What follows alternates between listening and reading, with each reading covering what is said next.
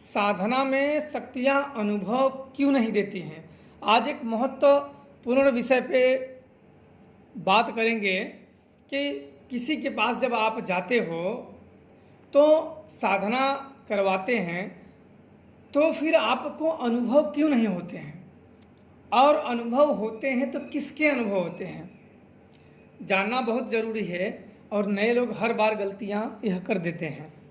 सर्वप्रथम अगर कहीं जाया जाए, किसी के पास साधना करने, पहले तो जाओ ही मत किसी के पास। मेरा तो पहला यही है कि किसी के पास साधना करने जाओ ही नहीं, किसी के पास मत जाओ। क्यों, उसका भी मैं आगे बता दूंगा। ध्यान से इस वीडियो को देखोगे तो सारे डाउट आपके लोगों के क्लियर हो जाएंगे। किसी के पास जाके क्यों साधनाएं नहीं करनी चाहिए, अपने घर ही करो साधनाएं। उसके लिए मैं आपको बता रहा हूँ। सर्वप्रथम जब किसी के पास साधना करने जाओगे तो देखते हैं कि गुरु बोलते हैं हाँ ये सिद्धियाँ कराएंगे, वो सिद्धियाँ, और एक नियम, एक स्थान चुनते हैं। कोई व्यक्ति पहाड़ चुनता है, कोई घर चुनता है, कोई कुछ ना कुछ, कोई शमशान, कोई कब्रिस्तान, या जो अपने अपने अन्य तरीके से वो चुनता है। अब चुनने के बाद अब निश्चित समय आते जो रखे जाते हैं, समय वो डेट रखे जाते हैं कि हाँ भाई यहाँ शिष्यों के, क्योंकि वो गुरु बन जाते हैं तो सिखाने का प्रस्ताव रखते हैं। मंत्र आपने याद किया, मंत्र याद करके उससे पूजित संबंधित शक्तियों को, उसको सिद्धि है कि नहीं है ये भी आपको नहीं पता है। पहली बात, जब कोई व्यक्ति किसी की सिद्धि नहीं तो आपको कैसे करवा सकता है, इसके भी बारे में आगे डाउट क्लियर करेंगे आप लोगों का। फिर आप वहाँ गए और बैठ गए, जो आपको दारू शराब या जो उस शक्तियों का नियम है, सात्विक या तामसिक, जो उस शक्तियों का नियम है, वो आपने सामान को रख दिया और मंत्र जप में लग गए। गुरु वहाँ से 9 2 11 हो गया। अब बात सबसे बड़ी दिक्कत यहीं पे आती है, क्योंकि आपने सामान तो रख दिया। सर्वप्रथम गुरु क्या करता है, जो शक्ति उसने खुद पूज रखी होती है उसे एक अपने अलग तरीके का पूजा पहले देके उनसे बोलता है कि यह सिद्धियां प्रदान करो, इनके कृपा प्राप्त करो और इनके साथ रहो। वो अलग, तो वही शक्तियां जब किसी को भूत प्रेत को ठीक करता है तो वही शक्तियां वैसे भी वो भी लगाता है, तो भूत प्रेत को ठीक कर देता है। तो फिर वही आशीर्वाद अगर आपको दिलवाएगा तो जाहिर सी बात है, आप 25 पैसे तो आपको वैसे भी बल मिल गया, 25 पैसे बल मिल गया। जब वही शक्तियाँ किसी को भूत प्रेत ठीक करने के लिए जब करता है तो काम करती हैं, और वही शक्तियाँ जब आपको कहेगा कि भाई इनकी कृपा करो, इनका काम करो, इनको आशीर्वाद दो, सिद्धियाँ प्राप्त हो, तो 25 पैसे आपका काम हो गए हैं। अब रही 75 पैसे। अब 75 पैसे में आप धीरे धीरे करके वो हासिल कर लोगे। और अब आती है जिसके पास शक्ति ना हो कैसे मालूम किया जाए, क्या फंस जाते हैं। देखो वो बात ये होती है कि आपने जब पूजा करने बैठ गए, जो आपने जिसे गुरु माना हो उसके कहे अनुसार आप पूजा में बैठ गए, तो अगल बगल जो प्रेत आत्माएं घूमती हैं, कुछ सात्विक आत्माएं घूमती हैं, कुछ तामसिक आत्माएं घूमती हैं। ये आपको ज्ञान कोई नहीं बताएगा, ध्यान रखना, ये नहीं पता है किसी को, इसलिए मैं बताता हूँ। जो साधक होते हैं, जो साधना करते हैं, जो इन नियमों से गुजरे होते हैं, जिनके साथ ऐसी घटनाएं घटी होती हैं, वही ये बता सकता है। मैं इसलिए बता रहा हूँ क्योंकि इसका कोई जिक्र ही नहीं करता है, पता ही नहीं है, और मैंने जो किए हैं तो ये सब गुजरते हैं, तो इसलिए मैं बता रहा हूँ। तो आप पूजा पाठ सामग्री रख के बैठ गए तो जाहिर सी बात है, भूत देखो अगल बगल सभी जगह। जो शक्तियाँ बुलाओगे तो बड़ी शक्तियाँ, वो इतनी जल्दी नहीं आती हैं, पर अगल बगल के भूत बहुत जल्दी आ जाते हैं। भूत आ जाते हैं तो जब आप पूजा रखे हो तो वो भूखे भूत होते हैं। 2 तरीके के भूत होते हैं, एक भूखे भूत होते हैं, एक कच्चे प्रेत होते हैं। ये ऐसे घूमते रहते हैं। ये अगर आप किसी का पूजा खाना रख के अगर जब करोगे तो जाहिर सी बात है आपका नुकसान नहीं करेगा, सीधी सी बात है, आपका नुकसान वो नहीं करेगा किसी भी तरीके से। आपका आएगा, खाना खाएगा, जो आपने पूजा पाठ भोग रखा है, सात्विक है तो सात्विक शक्ति कोई ना कोई आएगी, क्योंकि भूत तो पता नहीं कितने आत्माएं घूम रही हैं। भूत आएगा, भूत लेके जाएगा। तामसिक है तो कोई प्रेत पिशाच या अन्य कोई आ सकता है। उस समय भाई कैटेगरी बदल जाती है। हम तो सिर्फ एक आपको बस जानकारी दे रहे हैं, कैटेगरी के हिसाब से बदल जाएगी। फिर आपका वो पूजा ले जाएंगी, कुछ पत्ता हिला, कुछ इधर, हाँ मेरे को अनुभव हो गए। समस्या तब क्या आ जाती है कि अगर गुरु ठीक नहीं है, गुरु में सामर्थ्य नहीं है, इन चीज़ों का देख विद्या नहीं है, सामर्थ्य नहीं है, तब जो व्यक्ति गया है उसे गुरु मान के ना, वो कई तरीके के अपने जीवन को मुसीबत में डाल लेगा। और अपने जीवन को तबाह कर लेता है। वो होता यह है कि वो भूत जब एक बार आपके हाथ से खाना खा लेगा तो आपके पीछे चल देगा। जाहिर सी बात है, कहीं एक दिन साधना करोगे, 2 दिन, या उड़ के करोगे 9 दिन, यहीं करोगे। लोग यहीं रखते हैं टारगेट। तो इतने दिन में कोई भी शक्तियाँ जब जागती हैं तो उनके समय लगते हैं। ज़्यादातर शक्तियाँ 22 दिन के बाद जागती हैं। 22 दिन के बाद धीरे धीरे जागने लगती हैं। पर कुछ भूत प्रेत जागे होते हैं। तो कोई किसी के पास साधना करोगे, इतना करोगे, जब कोई वो गुरु सामर्थ है तब तो वो बदल जाते हैं, वो आपको करा देगा।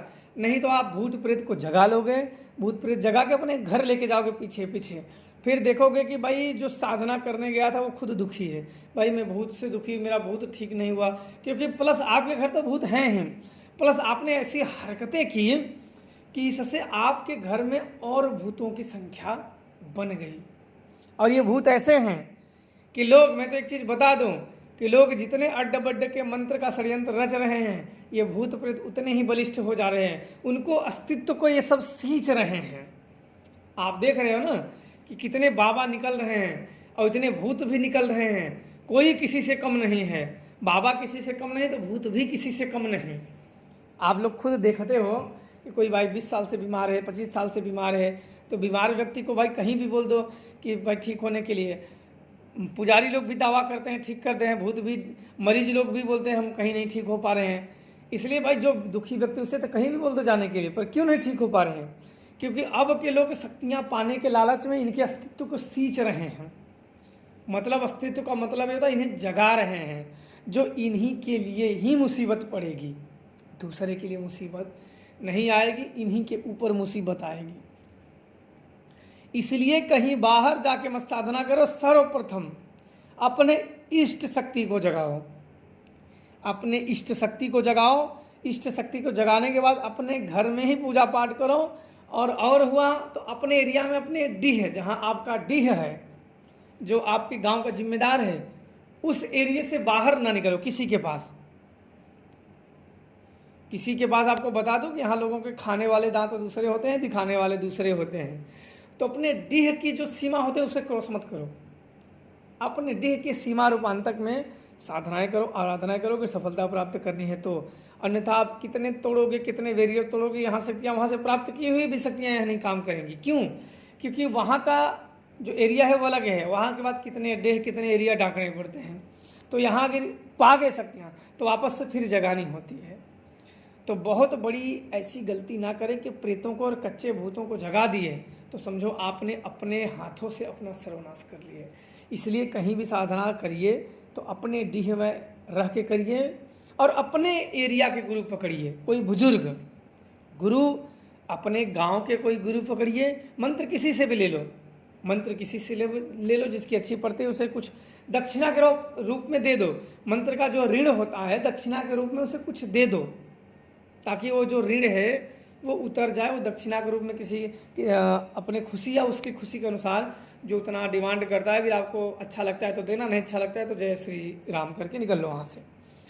तो आप अपने वहाँ और कोई बुजुर्ग को अपने एरिया को गुरु बनाओ जिसे आप जानते हैं, और उससे कई वर्ष इसमें लग जाते हैं बच्चे, कई वर्ष लग जाते हैं, तब जाके वो चीज़ करोगे। क्योंकि मंत्र में कुछ नियम होते हैं वो मानने पड़ते हैं, और जब साधनाओं में वो नियम नहीं मानोगे तो सिद्धिया का बाबा जी का घंटा मिलेगी। सबको सिद्धियाँ चाहिए, नियम कुछ पता ही नहीं है, सभी को सिद्धियाँ चाहिए, सबको इसका न्यास कर देना है, वो कर देना है, ये कर देना है, सबका करना है, और नियमों का ज्ञान ही नहीं है।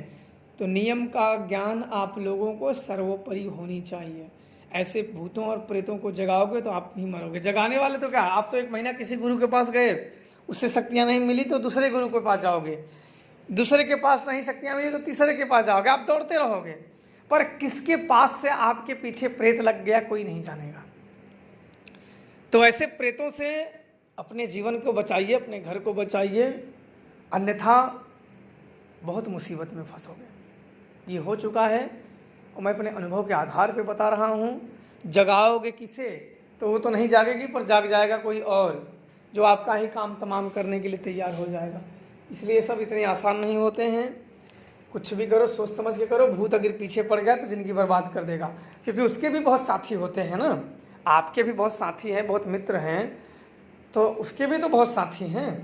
सभी के होते हैं, सब अपने अपने तरीके से सोचते हैं ना, मैं ये हूँ वो हूँ, फिर उसका तरीका सुने हो, विपक्षी पार्टी का तरीका सुने हो। तो इसलिए अपने ही तरीकों को सर्वोपरि मानते हैं। मेरा एक ही मकसद है कि आप सुख से रहें। अगर शक्तियाँ मिले तो ढंग से मिले, ना मिले तो आप कम से कम जितना दुख है उतना ही लेके झेलो, और दुख मत बढ़ा के झेलो। और जिनके ना तो अपने आपके माता का, ना पिता का, ना भाइयों का या अन्य सगे संबंधियों का किसी का दोष नहीं है, और ये बहुत पीछे पड़ जाएंगे तो उनको भी दुख हो जाएगा, कई प्रकार की समस्याओं से सामना करना पड़ेगा। तो इसलिए उन सब का क्या दोष जिसकी गलती ही ना हो। तो ऐसे लोग बड़े ध्यान से करिए, बड़े समझदारी से करिए और सुखी रहिए। जय श्री महाकाल। और एक बात और है कि ऐसे बिना जाने अनजाने, बिना सब कुछ समझे साधनाएं करोगे तो भूखे भूत प्रेत पीछे पड़ जाएंगे, बस पीछे पड़ जाएंगे। तो आप इसके आगे जानते हो कि पीछे पड़ने का मतलब क्या होता है। जब तक आप इन्हें खिलाते रहोगे, काम भी नहीं करेंगे आपका, ऐसा नहीं कि काम करेंगे, खिलाते रहोगे, लगे रहेंगे। जब नहीं खिलाओगे तो तकलीफ देंगे कि अब तकलीफ दे के इससे खाते हैं। नहीं तुम्हारे बच्चे को, बीवियों को, माँ को, बाप को, भाई के लड़के को, भाभी को, ऐसे लोगों को बड़ी आपसे ही संबंधित तो दुखी करने लगेंगे। फिर ना तो गुरु दिखेगा ना फिर कोई दिखेगा। इसलिए आप लोगों की ज़िंदगी कीमती है, बड़ा सोच समझ के। अवघड़ी साधनाएं बड़ी खतरनाक होती हैं, इनके बारे में जान लो, समझ लो। और कोई बताएगा ही क्यों, आपको क्यों बताएगा। तो इसलिए बड़े गुप्त होते हैं और बड़े इनके मार्ग कठिन होते हैं। तो इस प्रकार से आप लोग करिए।